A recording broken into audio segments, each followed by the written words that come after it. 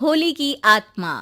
बचपन से शहर में रहने वाला मनोज इस साल होली की छुट्टियों में अपने गांव दुर्गापुर वापस आता है, जहां उसे देख पूरा गांव खुशी से झूम उठता है।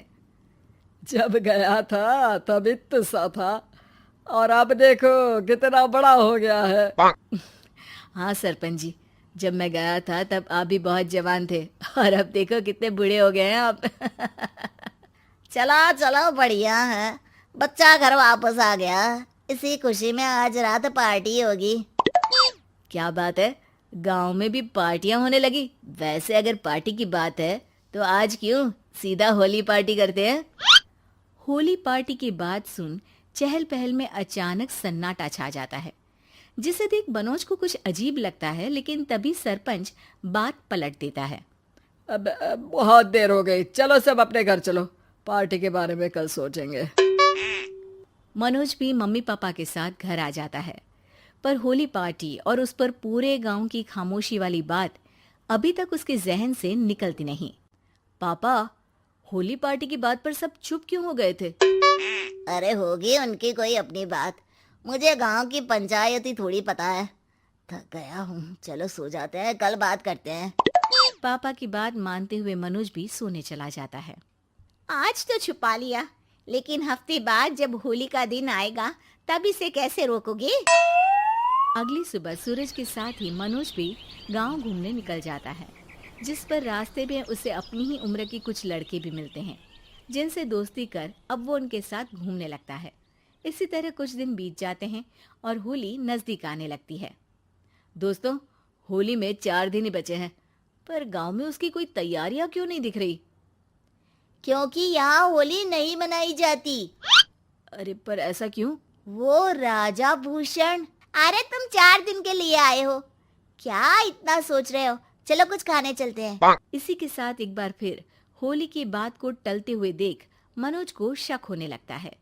वो घर पहुंचते ही इंटरनेट पर अपने गांव और राजा भूषण के बारे में जानकारी निकालने लगता है। क्या? मुझे आज तक ये नहीं पता था। ऐसा कैसे? किसी ने मुझे कुछ बताया क्यों नहीं? सारी जानकारी लेने के बाद मनोज गांव वालों या अपने मम्मी पापा से कुछ पूछे बिना खुद ही उसकी सच्चाई के बारे में छानबीन करने लगता है, जिसके चलते वो राजा भूषण की हवेली में पहुंचता है। वाह, क्या हवेली है यार। पर क्या यहाँ सच में कोई भूत है? हेलो भूत जी, कोई है क्या? हम इस साल गांव में होली सेलिब्रेट कर रहे हैं, क्या आप उस पर थोड़ा इंटरव्यू देंगे? मनोज के ऐसा बोलते ही गांव में तूफान उठ जाता है और हवेली में रखी सारी चीजें हिलने लगती है। एक अदृश्य शक्ति मनोज को धक्का देकर हवेली से बाहर निकाल दरवाजा बंद कर लेती है। ये सब देख मनोज हैरान रह जाता है। क्या अभी मुझे हवा ने धक्का देकर बाहर निकाल दिया?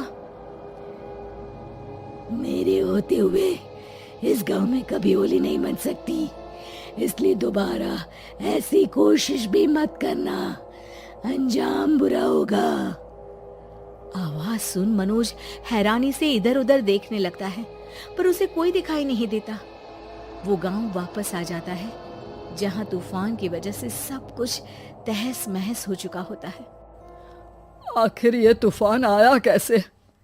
ना ऐसा कोई मौसम था और ना ही हमने होली का त्योहार मनाने की बात की थी।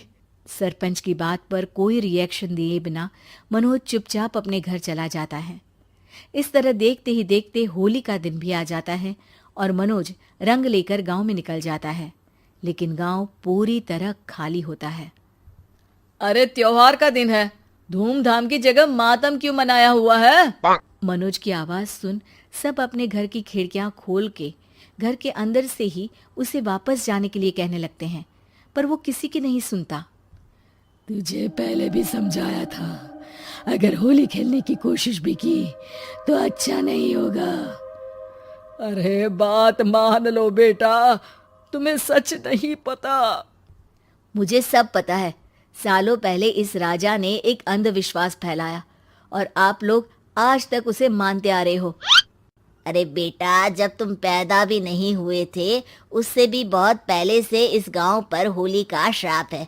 अगर गांव में होली का त्योहार मनाया जाता है तो प्रलय आना पक्की बात होती है।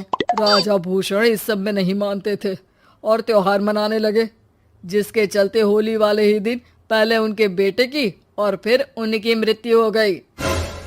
तभी से गांव की रक्षा के लिए उनकी आत्मा उस हवेली में रह रही है। सबकी बातें सुन मनोज उलझन में पड़ जाता है।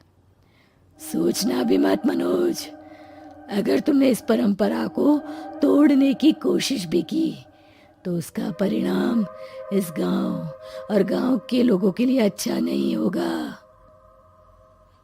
मुझे भी यकीन नहीं हो रहा कि आप लोग एक बेतुकी बात को मानकर सालों से रंगों के त्योहार को मातम की तरह मनाते आ रहे हो।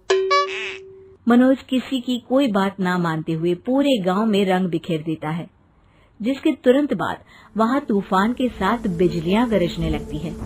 अचानक मौसम में ऐसा बदलाव देख जहां मनोज कंफ्यूजन में आ जाता है, वहीं गांव वाले डर से सहम जाते हैं।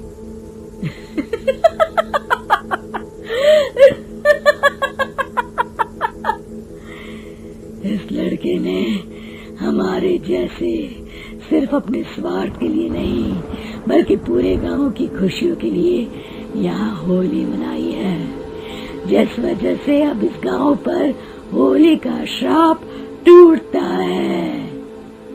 ऐसा बोलकर राजा का भूत वहां से गायब हो जाता है, जिसके बाद गांव के लोग धूमधाम से होली मनाते हैं। खुशियों के रंग गांव में बिखरे ही होते हैं कि अगली सुबह अचानक मनोज कहीं गायब हो जाता है और एक बार फिर गांव में होली का नया राज शुरू हो जाता है।